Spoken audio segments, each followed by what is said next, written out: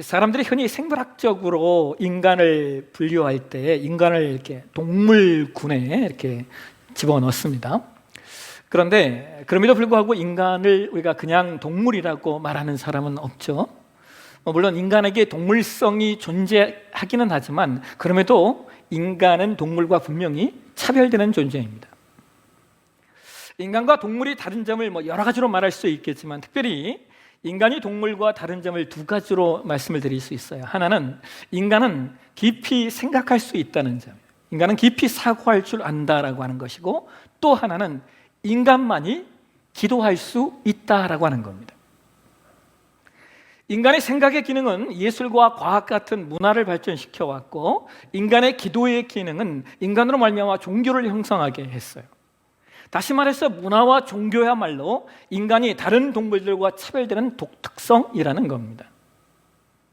우리는 동물에게 문화 생활이 있다든지 혹은 종교 생활이 있다는 것을 발견하거나 본 적이 없죠. 그래서 신학자들은 말하길 이런 얘기를 해요. 생각할 줄 알고 기도할 줄 아는 것이 인간의 인간다움의 증거다. 여러분, 만일 어떤 사람이 생각하지 않고 인생을 산다면 우리는 그런 사람들에게 뭐라고 말합니까? 저 사람 막 사네? 혹은 왜 저렇게 사람답지 않지? 라는 말을 할 거예요.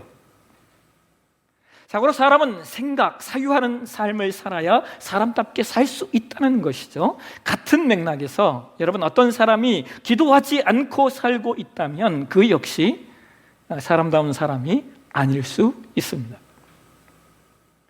오늘 저와 여러분이 공독한 말씀이 마태복음 6장인데요 이 말씀과 똑같은 말씀을 기록하고 있는 누가복음 11장 1절에 보시면 제자들이 예수님께 이런 요청을 합니다. 한번 보실까요?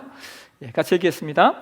예수께서 한 곳에서 기도하시고 마치심에 제자 중 하나가 여짜오되 주여, 요한이 자기 제자들에게 기도하기를 가르친 것 같이 우리에게도 가르쳐 주옵소서. 이러한 제자들의 요청에 의해서 나오게 된 것이 우리가 통상적으로 이야기하는 주기도문이에요. 그런데 여러분, 사실 엄격하게 말하면 이 말씀은 예수님이 우리에게 가르쳐 주신 기도입니다. 그러니까 주님의 기도가 아니라 주님이 우리에게 이렇게 기도해라 라고 알려주신 기도의 모범인 것입니다. 오늘 주님께서 우리에게 알려주신 기도의 내용을 가지고 주님께서 우리에게 어떻게 기도하라 하셨는지 그 내용을 좀 세 가지로 함축해서 말씀을 나누고자 합니다. 첫 번째로, 기도는 하나님의 임재를 구하는 것이라는 거예요. 기도는 하나님의 임재를 구하는 것이다. 여러분, 주기도문이 어떻게 시작이 됩니까? 이렇게 시작이 되죠. 하늘에 계신 우리 아버지여 라고 시작이 돼요. 이것은 하나님을 아버지로 부르는 것으로 기도가 시작된다는 거예요. 하나님을 아버지로 부르는 것으로 기도가 시작된다. 근데 여러분, 예수님께서 하늘에 계신 우리 아버지요 라고 했을 때 제자들은요 굉장한 충격을 받았을 것입니다. 왜냐하면 구약시대 이스라엘 백성들이 보편적으로 하나님을 향하여 사용했던 칭호가 여호와 혹은 야훼인데요, 그러나 그들은 그 이름이 너무나 거룩해서 함부로 그 이름을 부르지 않았어요. 그 대신에 이스라엘 백성들이 가장 많이 사용했던 주님에 대한 호칭이 아도나이, 주님이라는 말입니다. 여러분, 생각해 보십시오. 이름마저도 함부로 부르지 못하는 엄위한 대상에게 예수님이 아버지라고 부르시는 거예요. 더군다나 당시에 예수님이 사용하셨던 언어가 아람어라고 말씀을 드렸죠. 아람어는요 아버지라는 존칭이 없습니다. 그래서 우리가 여러분 흔히 아시는 아바, 아버지, 아빠, 이게 아람어의 아버지에 대한 호칭이에요. 그러니까 예수님께서 제자들에게 기도를 가르치실 때 하늘에 계신 우리 아빠라고 말씀하신 거예요. 여러분, 우리나라 기독교 상담을 이렇게 하시는 분들이요, 한국교회 크리스찬들, 특별히 우리가 베이비 부머 세대라고 하잖아요. 전쟁 후 세대들에 대해서 무슨 얘기를 하냐면, 이 베이비 부머 세대들에게는 아버지는 있어도 아빠는 없는 세대이다라는 이야기를 해요. 여러분 이걸 이해하시겠어요? 아버지는 있어도 아빠는 없는 세대이다. 왜냐하면 먹고 살기 힘든 그 시대와 더불어서 한국 사회가 가지고 있었던 가부장적인 문화를 그대로 가지고 성장하신 분들이기 때문에 그래요. 그래서 아버지는, 그 세대는 아버지는 있는데 아빠는 없는 세대라는 겁니다. 그러다 보니까 생기는 문제가요, 하나님을 만나는 것도 똑같은 프레임을 가지고 만난다는 거예요. 하나님을 아빠로 만나지 못하고 아버지, 그 시대가 경험했던 무서운 아버지, 어려운 아버지, 거리감 있는 아버지로 하나님을 이해하고, 동시에 아버지가 그저 무언가 필요할 때만 찾는, 그래서 하나님을 만나는 경우들도 그러하다라고 하는 것이죠. 왜? 하나님은 아버지시니까 우리 육신의 아버지가 투영되거든요. 근데 여러분, 캐나다의 리전트 대학의 제임스 휘스턴이라고 하는 박사님이 이런 말을 하셔요. 기도는 하나님과의 우정이다. 기도 속에서 우리는 하나님과 뭘 쌓아간다는 거예요? 우정을 쌓아간대요. 그래서 기도는 단순히 우리의 요구사항을 나열하는 것이 아니라 그분을 아빠라고 부르면서 그분과의 깊은 만남의 임재 속에 들어가는 것이 기도인 거예요. 여러분, 하나님이 저와 여러분의 아빠이심을 믿으십니까? 그렇다면 여러분, 육신적 아버지도 자녀가 아버지라고 불렀을 때 왜 그러니? 라고 반응을 하는데, 하물며 우리의 아빠이신 하나님께서 우리에게 반응하시지 않을 일이 어디 있겠습니까? 그래서 우리는 기도를 통하여 하나님의 임재를 경험해야 돼요. 기도를 통하여 그분과 교제하셔야 된다는 거예요. 그런데 종종 우리는 기도를 하다 보면 그분을 만나는 것보다 그분에게 우리의 사정을 내놓기에 바쁜 경우들이 얼마나 많은지요. 그렇기 때문에 우리가 기도를 시작하실 때 의도적으로 먼저 가장 첫 마디가 아빠 하나님, 시간 내가 하나님과 교제하고 싶어요 라고 하는 고백이 여러분 입술 가운데 나와 계시고, 그것이 기도의 우선순위가 된다면 하나님께서 우리에게 놀랍고 신비로운 주의 임재의 역사를 허락하실 것을 믿습니다. 두 번째로, 기도는 하나님의 사역을 이루기 위한 쓰임받는 과정이라는 거예요. 하나님의 일을 이루기 위한 쓰임받는 과정입니다. 기도는 하나님의 임재를 경험하는 것이고, 동시에 기도는 하나님의 일, 하나님의 사역을 이루는 가장 최선의 방법입니다. 여러분, 우리가 오늘 이 주기도문의 내용을 잘 보시면요, 이 내용이 전반부와 하반부의 내용이 명확히 구별이 돼요. 그러니까 전반부라고 하면 9절에서 10절까지를 말씀하는 것이고, 후반부라고 하면 11절에서 13절을 말하는 거거든요. 우리는 먼저 9절에서 10절 말씀을 통하여 우리가 어떻게 기도를 통하여 하나님의 사역, 하나님의 일을 이루어가야 하는지에 대해서 확인할 수 있어요. 이 말씀 한번 다시 한번 보실까요? 다시 한번 읽겠습니다.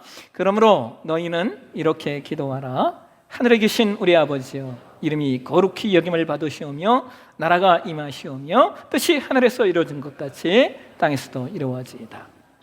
자, 우리는 이 말씀 속에서 하나님의 사역, 하나님의 일을 위해 우리가 기도해야 할 내용 세 가지를 발견할 수 있어요.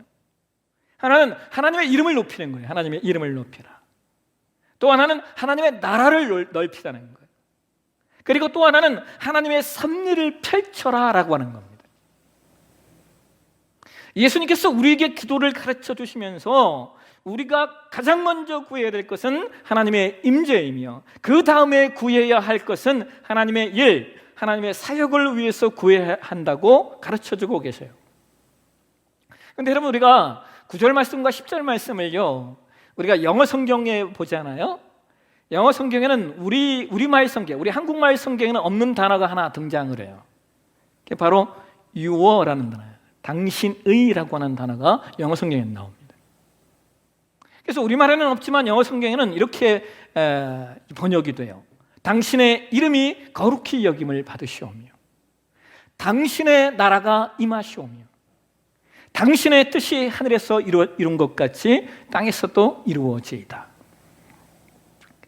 여러분, 이게 우리 기독교 신앙이 다른 종교와 다른 거예요. 기독교 신앙의 기도가 다른 종교의 기도와 다른 점이 이거라고요. 다른 종교의 기도는요, 여러분 잘 살펴보시면 가장 최우선의 기도가 자기 자신에게 집중되어 있어요. 여러분 무당이 기도하잖아요. 근데 무당이 누구에게 기도합니까? 그러니까 그냥 모든 신이에요. 모든 신. 따져보면 그 대상이 없다고요. 근데 기독교 신앙은 대상이 있죠. 누구예요? 여호와 하나님. 그 대상이 있기 때문에 기도하라는 거예요.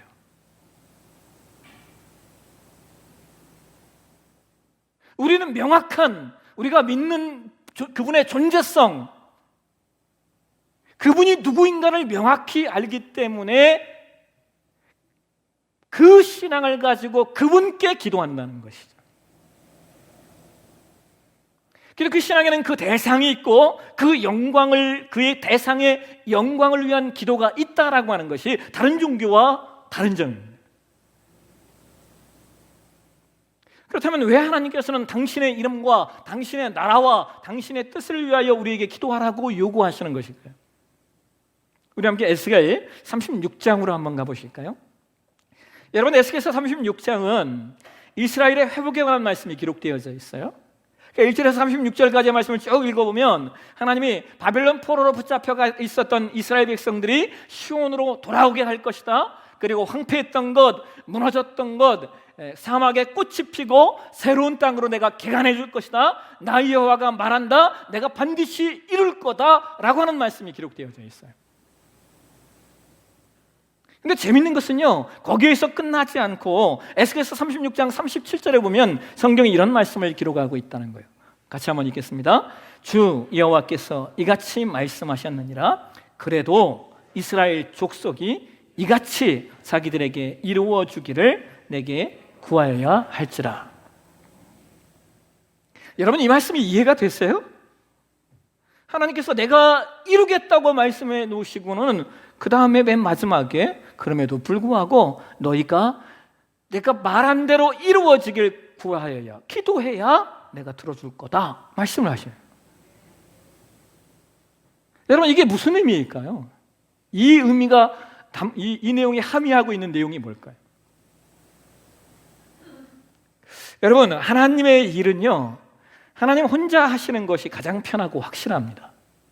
그렇지 않습니까? 전능하신 하나님이 그냥 하나님의 뜻대로 그걸 이루시면 아주 쉬워요. 근데 하나님께서 그렇게 일하시지 않겠다는 거예요. 그렇게 일하시지 않겠다는 거예요. 예전에 제가 그 교회를 개척하고 나서 얼마쯤 됐을 때인가요? 우리 교회 교인은 아닌데 대전에 사시는 아시는 한 집사님이 이렇게 기도하시면서 우리에게 재정을, 이제 우리 가정의 재정을 좀 플로잉해 주시겠다고 하셨어요. 하시면서 이거는 교회 게 아니라 목사님 가정에 좀 쓰시라고. 근데 그 재정이 한 100만 원 정도 됐었어요. 그런데 그때 저희 아내가요, 이렇게 얘기를 했어요. 하나님께서 제게는 그런 말씀을 하신 적이 없다고. 그러면서 그 재정을 받지 않았어요. 개척교회 사모가 참 간도 크죠? 네. 근데 후에 알게 되었는데요, 당시 저희 아내가 평생 교육사 어떤 자격을 갖추기 위해서 필요한 재정이 딱 100만 원이었어요. 그런데 우리가 그 재정을 위해서 기도한 적이 없는 거예요. 하나님은 미리 알고 그 재정을 준비하신 것인데 우리가 기도하지 않았기 때문에 우리가 그것을 응답으로 보지 못한 겁니다. 여러분, 이걸 이해하시겠어요? 하나님은 왜 이렇게 일하시느냐? 여러분 기억하십시오. 하나님의 목표는요, 나예요, 나. 하나님의 어떤 일 이전에 하나님의 목표는 나 자신이라는 거예요. 나 자신이 하나님의 목표이기 때문에 하나님은 우리를 기도하는 사람으로 만들어 가시길 원하시는 겁니다. 그래서 하나님께서 이루실 일이지만 그것이 기도한 우리의 응답이 되게 하셔요.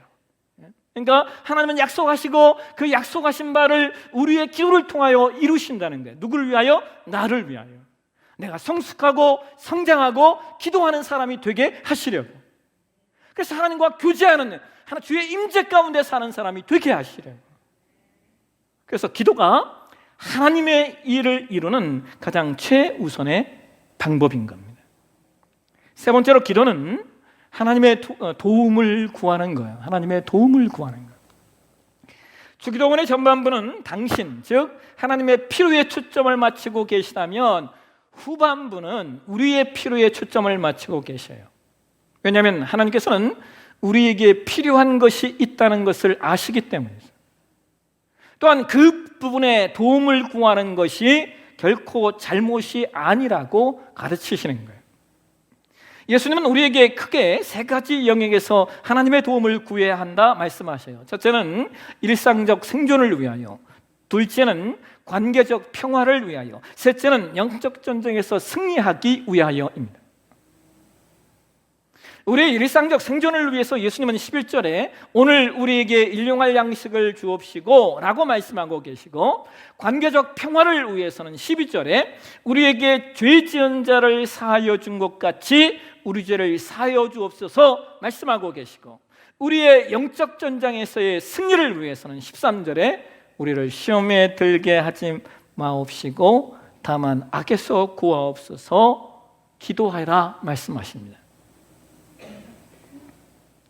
근데 여러분, 우리가 우리의 필요를 위해 기도를 드릴 때 우리가 놓치지 말아야 될 중요한 내용이 하나 있어요. 그게 뭐냐면, 우리가 기도한 후에 그것에 책임 있게 노력할 것을 요청하고 있다는 거예요. 그러니까 우리가 뭔가를 위해 기도했다면, 그리고 그 기도한 내용에 대해서 스스로도 책임 있게 반응할 것을 요구한다는 거예요.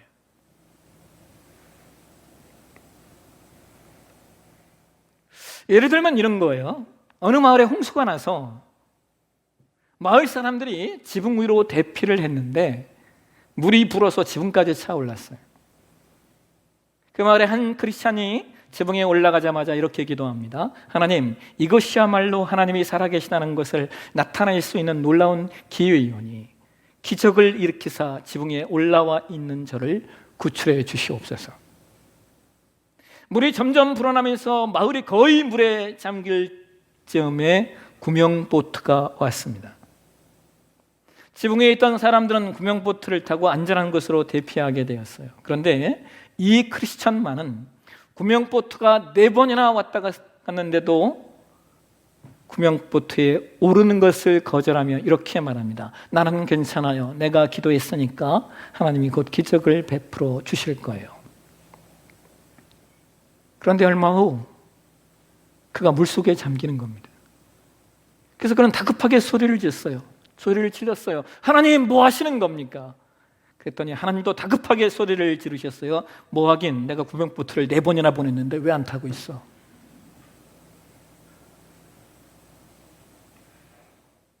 여러분, 하나님은 우리가 드린 기도에 합당한 우리의 노력을 면제하시지 않아요. 그러니까 이걸 세상 사람들은 하늘은 스스로 돕는 자를 돕는다라고 말하는 거고, 이걸 우리식으로 얘기하면 사람이 무엇으로 심든지 심은 대로 거둔다라는 거예요.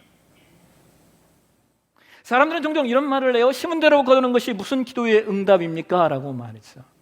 근데 여러분, 우리가 살면서 깨닫게 되는 게 있죠.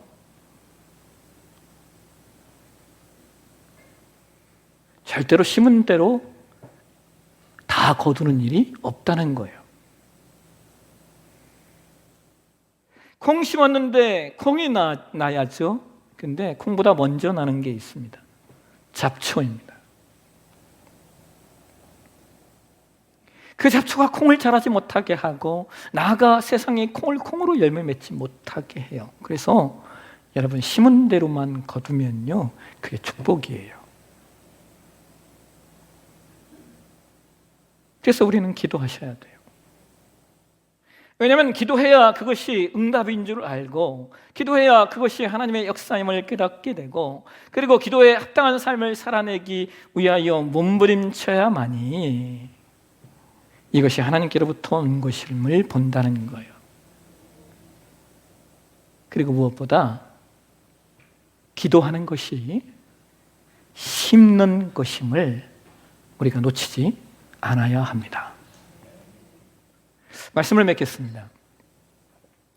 중세 유럽의 수도원에는 소다사들이 기도하던 기도의 방이 있었는데, 그 기도방의 현판에 이런 글이 새겨져 있대요. 너의 삶이 가난해도 나를 원망치 말라.